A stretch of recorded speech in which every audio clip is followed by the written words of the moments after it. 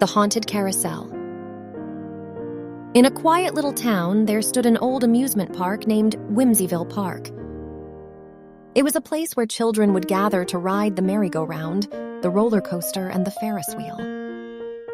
However, there was one attraction that nobody dared to approach, the carousel at the far end of the park. The carousel was unlike any other.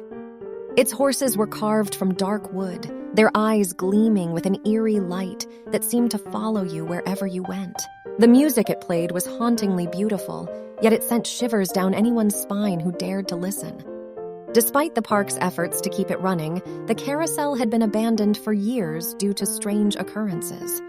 One summer, a group of curious kids decided to investigate the carousel.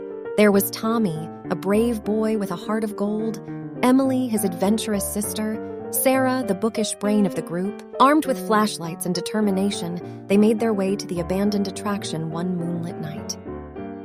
As they approached the carousel, a chill hung in the air, making their breath visible. The wind whispered through the cracked wooden horses, creating an eerie melody that matched the music from the carousel itself.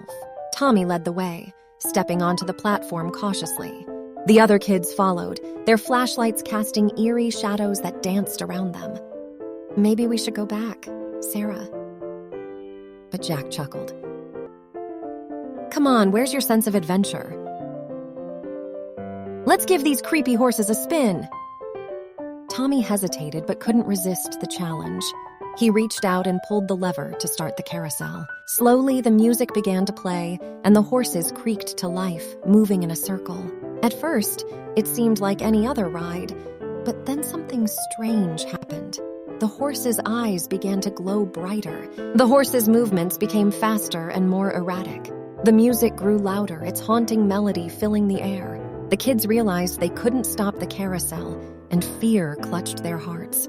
Suddenly, a thick mist surrounded the carousel. Tommy tried to step off, but an invisible force held him back. The mist formed into ghostly shapes, taking the form of shadowy figures that swirled around the kids. "Help!" Sarah screamed, her voice lost in the cacophony of music and laughter. The carousel spun faster and faster, the horses' eyes burning like malevolent fire.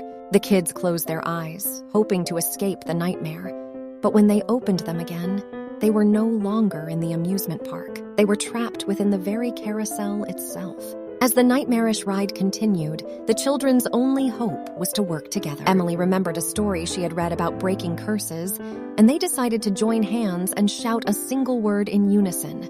"Freedom!" A blinding light filled the carousel, and the music screeched to a halt. When the children opened their eyes, they were back in the amusement park, and the cursed carousel had returned to its lifeless state.